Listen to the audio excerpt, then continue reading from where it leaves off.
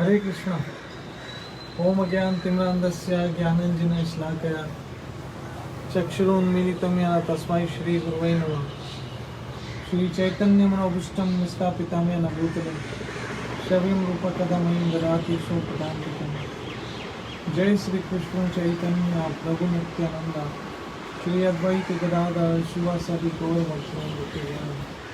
हरे कृष्ण कृष्ण कृष्ण हरे हरे, हरे राम राम राम हरे हरे। आप सब बोलिए ओम नमो भगवते वासुदेवाय, ओम नमो भगवते वासुदेवाय, ओम नमो भगवते वासुदेवाय। कृष्णाय वासुदेवाय देवकी नंदनाय च नंदगोपकुमाराय गोविंदाय नमो नमः। हे कृष्ण करुणा सिंधु दीनबंधु जगत्पते गोपेश गोपीकांत राधा कांत नमस्ते। तप्ता कंचन गौरंगी राधे वृंदावनेश्वरी विश्वानो सुखदेवी प्रणमामि हरे प्रिय। श्री कृष्ण चैतन्य प्रभु नित्यानंद श्री अद्वैत गदाधर श्रीवासदि गौर भक्तवृंद। हरे कृष्ण कृष्ण कृष्ण हरे हरे, हरे राम राम राम हरे हरे।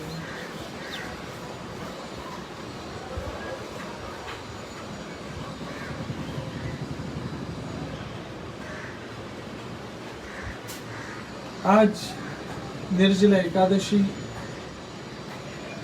पांडव एकादशी, भीम एकादशी और कृष्ण कृपा से आप सबों ने अवश्य ही एकादशी का व्रत किया होगा। और हर साल की तरह इस साल भी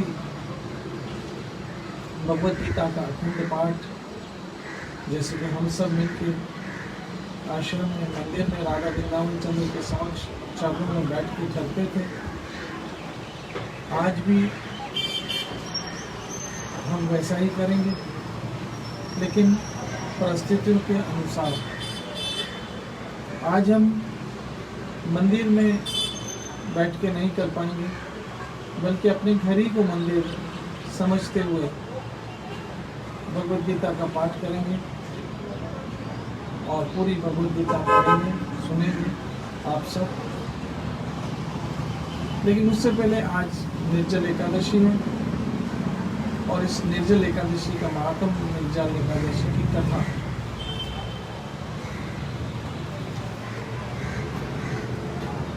युधिष्ठिर ने कहा, हे जनार्दन,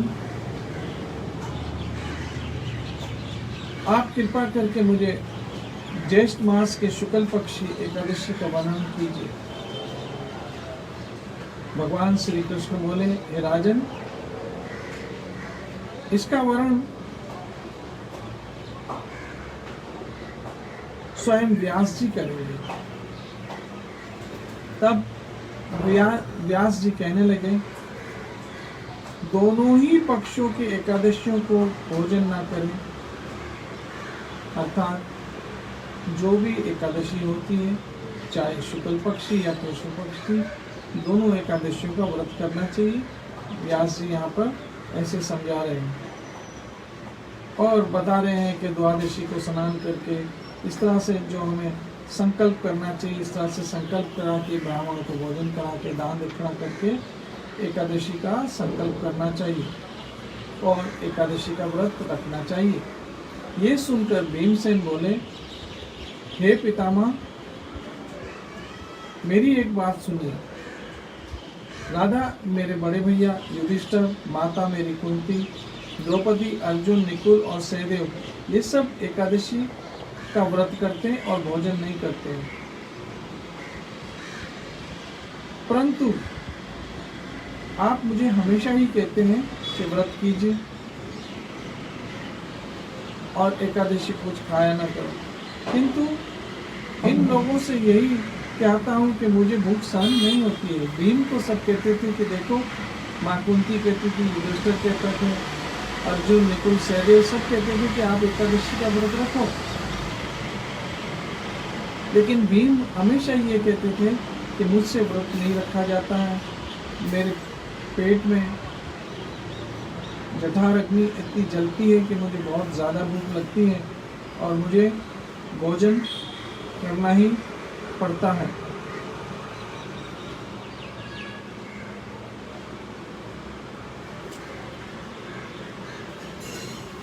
भीमसेन ने ये जब सब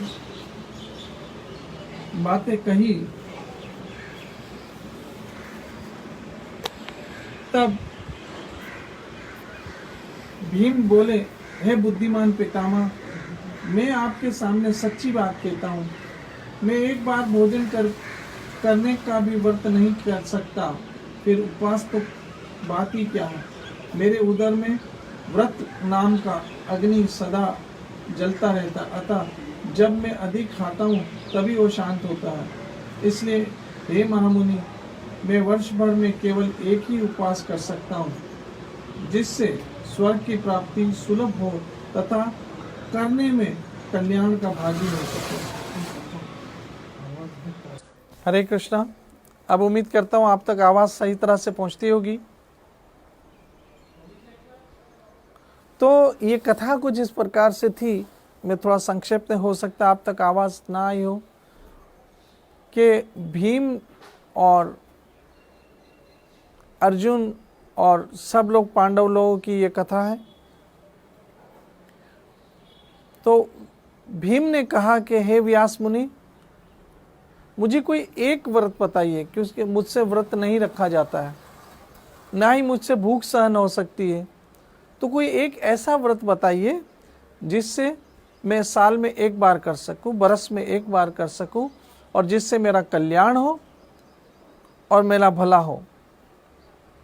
व्यास जी ने कहा, भीम, अगर तुम कोई एक व्रत करना चाहते हो जिससे तुम्हारा भला हो, जिससे तुम्हारा कल्याण हो, जिससे तुम्हारी हमेशा के लिए अच्छाई हो जाए, तो तुम एक काम करो कि ज्येष्ठ मास में सूर्य जब वृष राशि में या मिथुन राशि में शुक्ल पक्ष में जो एकादशी हो, उसका यत्न पूर्वक व्रत करो। अर्थात आज की जो एकादशी है उसका व्रत करो। इस एकादशी को निर्जला एकादशी कहते हैं। जब इस एकादशी को भीम ने व्रत किया तो इस एकादशी का नाम भीम एकादशी भी हो गया।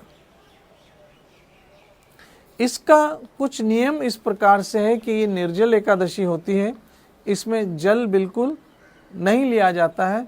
अगर जल लिया जाए तो आचमन करने के लिए या कुल्ला करने के लिए जल लिया जा सकता है, लेकिन अंदर नहीं जाना चाहिए, और वो पानी अंदर जाने से व्रत टूट सकता है, इसलिए सावधानी से हमें करना चाहिए। और ये व्रत जो है सूर्य उदय से लेकर दूसरे दिन के सूर्य उदय तक मनुष्य को जल का त्याग करे तो ये व्रत पूर्ण होता है। अर्थात जब आज पूरा दिन आपको जल नहीं लेना है, और कल जो द्वादशी का समय होगा व्रत पारण करने का, उस समय आप अपना व्रत जल लेकर खोल सकते हैं, ब्राह्मणों को दान दक्षिणा दे सकते हैं, जो भी संत साधु है उसको दक्षिणा दे सकते हैं, और उसके बाद आप अपना व्रत खोल सकते हैं। ऐसा यहाँ शास्त्रों में बताया गया है। यहाँ पर आप अपनी शक्ति के अनुसार दान दे सकते हैं, चाहे तो स्वर्ण दान भी कर सकते हैं। वर्ष भर में जितनी भी एकादशियां आती है मेरी माताओं बहनों मित्रों, अगर किसी कारणवश किसी ने न रख पाया हो या किसी कारणवश भूल चूक हो गई हो, तो ये एक एकादशी का व्रत रखने से, निर्जल एकादशी का व्रत रखने से सारे वर्ष की एकादशियों का फल मिल जाता है। यहाँ पर ऐसे लिखा है और भगवान स्वयं ये बात यहाँ पर कहते हैं। इस एकादशी को जो निराहार रहेगा और एकादशी का व्रत करेगा वो अपने सारे पापों से छूट जाएगा।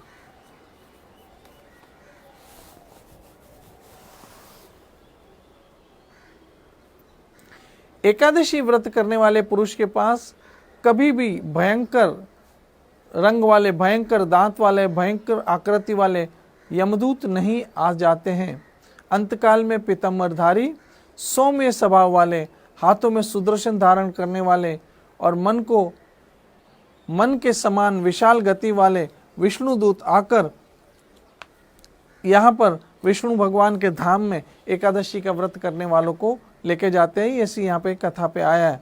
अर्थात निर्जल एकादशी को पूर्ण यत्न करके उपवास करना चाहिए।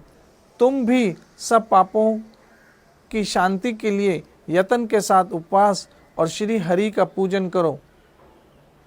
स्त्री हो या पुरुष हो, यदि उनसे मेरु पर्वत के बराबर भी महान पाप किया हो तो भी सब एकादशी के प्रभाव से भस्म हो जाता है। आप समझ लो, ऐसा कथा में आया है कि मेरु पर्वत के समान भी पाप हुआ हो, चाहे वो स्त्री हो या पुरुष हो, लेकिन एकादशी का आज का व्रत रखने से उसके पाप भस्म हो जाते हैं। ऐसा शास्त्रों में आया है।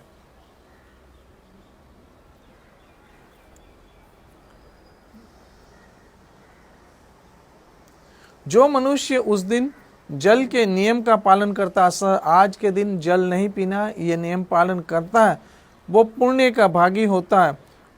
उसके एक एक पहर में कोटि कोटि स्वर्ण मुद्रा दान करने का फल प्राप्त होता है। जैसे जैसे दिन बीतता है, जैसे जैसे दिन के पहर बीतते हैं, एक एक पहर में उसको स्वर्ण मुद्रा का, कोटि कोटि स्वर्ण मुद्रा का दान करने का फल प्राप्त होता है। इसलिए प्लीज़ कोशिश कीजिएगा आज के दिन निराहार और निर्जल रहे और सुबह जब द्वादशी का समय हो तभी आप जलपान कीजिएगा, ताकि ये व्रत पूरी तरह से अच्छे से हो जाए और आपका परम कल्याण हो।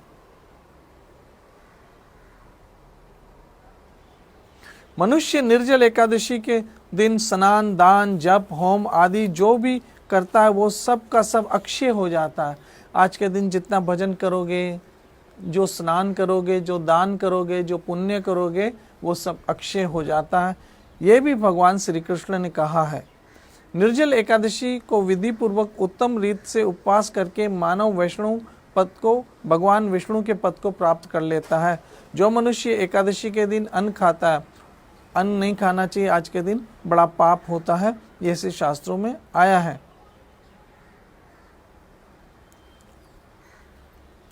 जो ज्येष्ठ के शुक्ल पक्षी एकादशी को उपवास करके दान देंगे वो परम पद को प्राप्त होंगे। आज का दिन एकादशी करके कल आपको दान देना है और उससे आपको परम पद की प्राप्ति होगी, ऐसा यहाँ पे लिखा है। और आज के दिन अन्न नहीं खाना है, बहुत बड़ा महापाप है, उसका तो बहुत बड़ा वर्णन है लेकिन मैं नहीं करूँगा। बस इतना समझिए कि आज के दिन अन्न खाना बड़ा महापाप है। जिन्होंने एकादशी के उपवास किया है वे ब्रह्महत्या, शराबी, चोर तथा गुरुद्रोही होने पर भी सब पापों से मुक्त हो जाते हैं। हे कुंती नंदन, निर्जल एकादशी के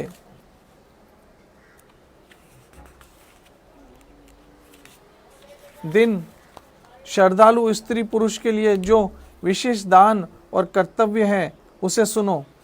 अब आज का दिन क्या क्या हो सकता है, अगर आप कर सकते हैं तो अपनी शक्ति के अनुसार इस दिन भगवान का पूजन करना चाहिए, जो आप सबों ने किया होगा। अवश्य सुबह में उठकर मंगल आरती में भगवान के दर्शन किए होंगे।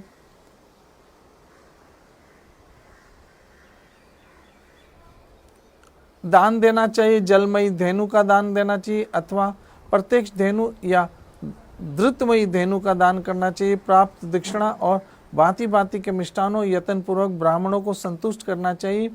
ऐसा करने से ब्राह्मण अवश्य संतुष्ट होते हैं और उनके संतुष्ट होने पर श्री हरि मोक्ष प्रदान करते हैं। जिन्होंने शम, दम और दान में विस्तृत होकर श्री हरि का पूजन किया और रात्रि को जागरण किया, इस निर्जल एकादशी का व्रत किया, उन्हें अवश्य ही अपने साथ ही बीती हुई 100 पीढ़ियों और आने वाली 100 पीढ़ियों भगवान वासुदेव के परम धाम को पहुंचा दिया है। निर्जल एकादशी के दिन अन्न, वस्त्र, गौ, जल, छाया, सुंदर आसन, कमंडलू तथा छाता दान करने चाहिए। ये अगर आपसे हो सकता है तो ऐसे दान करना चाहिए। जो श्रेष्ठ एवं सुपात्र ब्राह्मण को जूता चप्पल दान करता है वो सोने के विमान पर बैठकर इस तरह के दान करने से ये फल प्राप्त होता है। इस एकादशी की महिमा को भक्तिपूर्वक सुना तथा जो भक्तिपूर्वक इसका वर्णन करता है वो दोनों स्वर्ग में जाते हैं। इस एकादशी के दिन भक्तिपूर्वक ये कथा सुनी है, जो सुनाएगा वो दोनों भगवान के पास जाएंगे, स्वर्ग में जाएंगे। चतुर्दशी युक्त अमास्य को सूर्य ग्रहण के समान समय श्रद्धा करने से मनुष्य जिस फल को प्राप्त करता है वही इस के श्रवण से, ये कथा श्रवण से प्राप्त होता है। पहले दंत धावन करने के बाद नियम लिया कि मैं भगवान केशव की प्रसन्नता के लिए एकादशी का निराहार रहकर आचमन के सिवा दूसरा कोई जल नहीं लूंगा। अर्थात आज के दिन ये संकल्प कीजिए कि ये एकादशी मैं कृष्ण की खुशी के लिए कर रहा हूँ या कर रही हूँ, इससे मेरा ठाकुर खुश होगा। इस हेतु से एकादशी रखिए और जल का ग्रहण नहीं कीजिए, सिर्फ आचमन के लिए, ताकि कुल्ली हो सके, मुंह साफ रखे, कुल्ला हो सके, इसलिए ही लीजिएगा। और भगवान का पूजन कीजिएगा। गंध धूप जो भी आप भगवान की अच्छी तरह से दीप के द्वारा पूजन कीजिए। सुंदर वस्त्र आपने भगवान को आज धारण कराए हुए, ऐसे पूजन कीजिए। और संसार सागर से तारने वाले देव की, हे देवादेव, हे ऋषिकेश कृष्ण, इस जल के घड़े का दान करने से आप मुझे परम गति को प्राप्त कीजिए। और दूसरे दिन जल दान कीजिए, जो आपसे हो सकता कीजिए। भीमसेन ने कहा, ज्येष्ठ मास के शुक्ल पक्ष की जो शुभ एकादशी होती है उसका निर्जल व्रत करना चाहिए। हे भीम, इस दिन एकादशी का निर्जल एकादशी का व्रत करना चाहिए।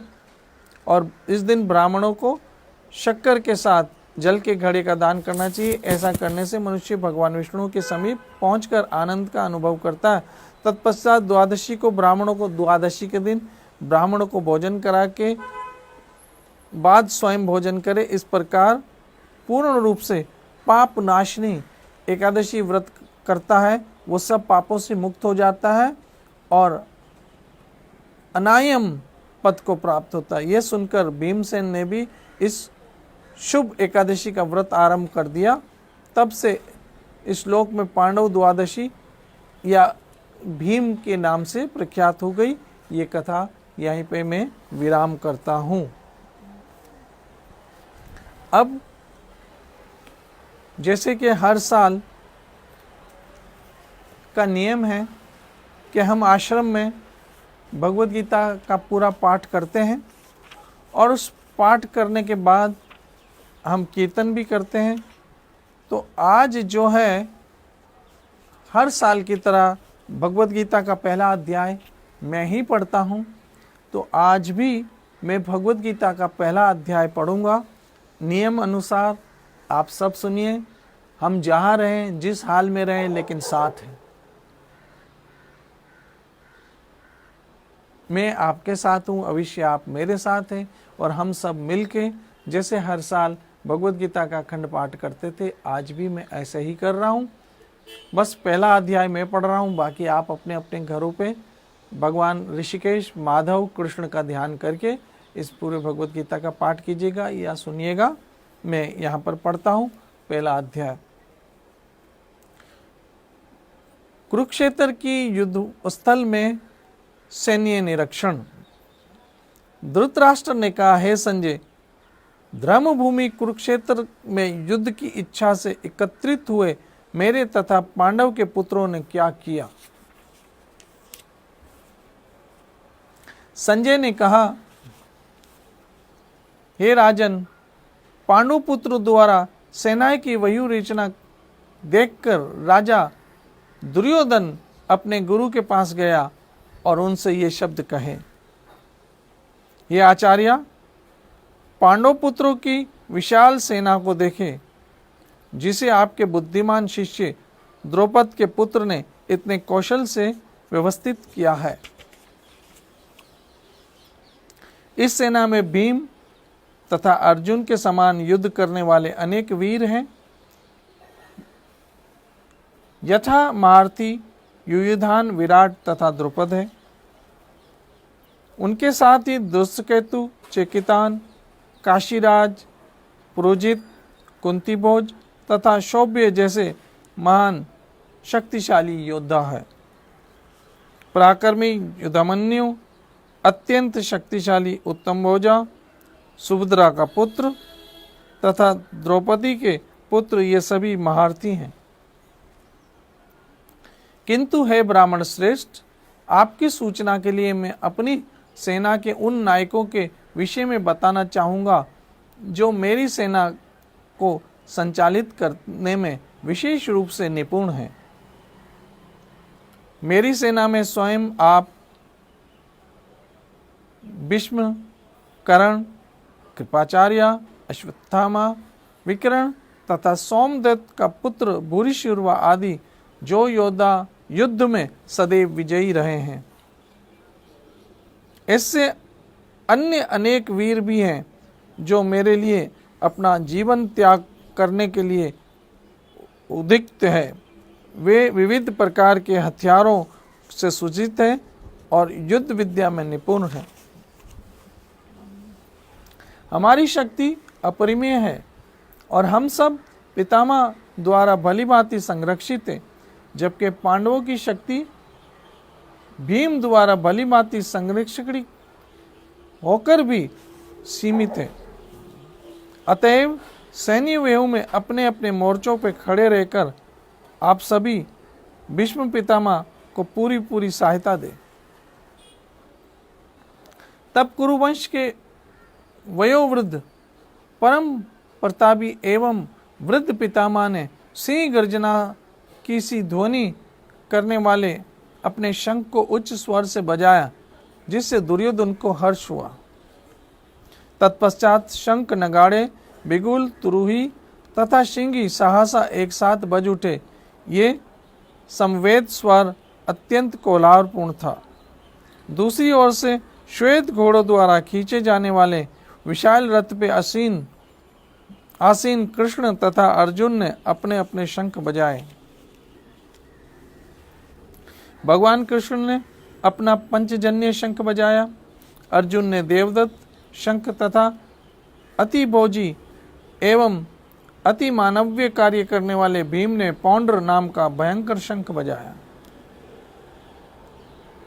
हे राजन कुंती पुत्र, राजा युधिष्ठिर ने अपना अनंत विजय नाम का शंख बजाया तथा निकुल और सहदेव ने सुघोष एवं मणिपुष्पक नाम के शंख बजाए।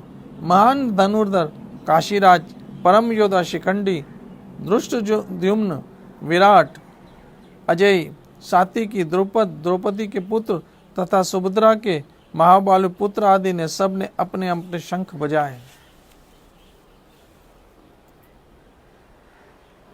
इन विभिन्न शंखों की ध्वनि कोलाहलपूर्ण बन गई, जो आकाश तथा पृथ्वी को शब्दमान करती हुई धृतराष्ट्र के पुत्रों के हृदय को विदृढ़ करने लगी।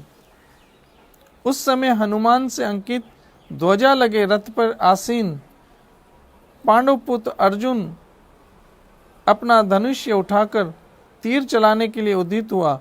हे राजन, धृतराष्ट्र के पुत्रों के व्यूह में खड़ा देखकर अर्जुन ने कृष्ण से कहा, यदि हम ऐसे अतताइयों का वध करते हैं तो भी हम पर पाप चढ़ेगा। अतः ये उचित नहीं होगा कि हम धृतराष्ट्र के पुत्रों तथा उनके मित्रों का वध करें। हे लक्ष्मीपति कृष्ण, इससे हमें क्या लाभ होगा और अपने ही कुटुंबियों को मारकर हमें किस प्रकार की सुख हो सकते हैं। अब श्लोक नंबर 37 और 38 पढ़ रहा हूं।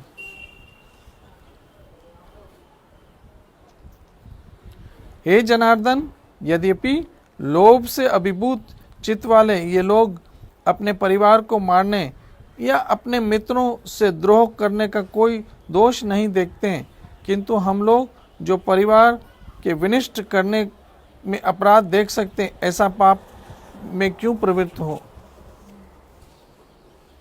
39वां श्लोक। कुल का नाश होने पर सनातन कुल परंपरा नष्ट हो जाती है और इस तरह शेष कुल भी अधर्म में प्रवृत्त हो जाता है। 40वां श्लोक। हे कृष्ण, जब कुल में अधर्म प्रमुख हो जाता है तो कुल की स्त्रियां दूषित हो जाती हैं और स्त्रीत्व के पतन से ही हे वृषणिवंशी अवांछित संतान उत्पन्न होती है। अवांछित संतानों की से निश्चय ही परिवार के लिए तथा पारिवारिक परंपरा को विनिष्ट करने वालों के लिए नारकीय जीवन उत्पन्न होता है। ऐसे पतित कुलों के पुरखे पितृलोक गिर जाते हैं, क्योंकि इन्हें जल तथा पिंडदान देने की क्रियाएं समाप्त हो जाती हैं। जो लोग कुल परंपरा को विनिष्ट करते हैं और इस तरह अवांछित संतानों को जन्म देते हैं, उनके दुष्कर्मों से समस्त प्रकार की सामुदायिक योजनाएं तथा पारिवारिक कल्याण कार्य विनिष्ट हो जाते हैं। हे प्रजापालक कृष्ण, मैंने गुरु परंपरा से सुना है कि जो लोग कुल धर्म का विनाश करते हैं वे सदैव नरक में वास करते हैं। ओहो, कितने आश्चर्य की बात है कि हम सब जघन्य पाप कर्म करने के लिए उदित हो रहे हैं। राज सुख भोगने की इच्छा से प्रेरित होकर हम अपने ही संबंधियों को मारने पर तुले हैं। यदि शस्त्रधारी धृतराष्ट्र के पुत्र मुझे निहत्ते तथा रणभूमि में प्रतिरोध न करने वाले को मारे तो ये मेरे लिए श्रेयस्कर होगा। संजय ने कहा, युद्ध भूमि इस प्रकार कहकर अर्जुन ने अपना धनुष्य तथा बाण एक ओर रख दिया और शोक संतप्त चित्त से रथ के आसीन पर बैठ गया। और इस प्रकार पहला अध्याय समाप्त हुआ। उम्मीद करता हूँ मेरा पहला अध्याय यहीं समाप्त हुआ, लेकिन आप अपने घरों पे आज भगवत गीता का पूरा पाठ करेंगे और ज़्यादा समय नहीं लगता है, समय बीत जाएगा। हिम्मत से काम लीजिएगा, ज़रा भी घबराइएगा या चिंता मत कीजिएगा। रात को हो सकता है जल की प्यास लगे, लेकिन समय निकल जाएगा कृष्ण कृपा से। मैं उम्मीद करता हूँ, हाँ, कोई बहुत वृद्ध अवस्था के लोग हैं या छोटे बच्चे हैं या गर्भवती महिलाएं, जैसे कि मैंने कल भी बताया था, वो जल ले सकते हैं या फल आहार ले सकते हैं। लेकिन जो तंदुरुस्त है कृष्ण कृपा से, उनको निर्जल एकादशी का व्रत करना ही चाहिए। इसका बहुत बड़ा फल है, इसका बहुत बड़ा पुण्य है और इससे भगवान प्राप्ति हो सकती है। कृष्ण की खुशी के लिए आप आज का व्रत कीजिए। मैं दुआ करता हूँ आप सबों का व्रत संपन्न अच्छे से हो। कल जो भी द्वादशी का समय हो, आप अपने घर में पूजन पाठ मंगल आरती करने के पश्चात आप अपना व्रत खोल सकते हैं। भगवान आपको सबों को सुख रखे, तंदुरुस्त रखे और आपकी सारी बलाएं टले। कोरोना की जो भी परेशानी है वो टल जाए। आप सब सुखी रहो, ये देश सुखी रहे, ये धरती सुखी रहे। आज की इसी मनोकामना पे आज की सत्संग को विराम देता हूँ। कल फिर मिलेंगे द्वादशी के दिन। तब तक भजते रहो। आज कोशिश करना ज़्यादा से ज़्यादा माला करो और गीता पाठ करो या भागवत करो। श्री श्री राधा वृंदावन चंद्र बिहारी लाल की एकादशी मैया की जय जय श्री राधे, जय जय श्री राधे, जय जय श्री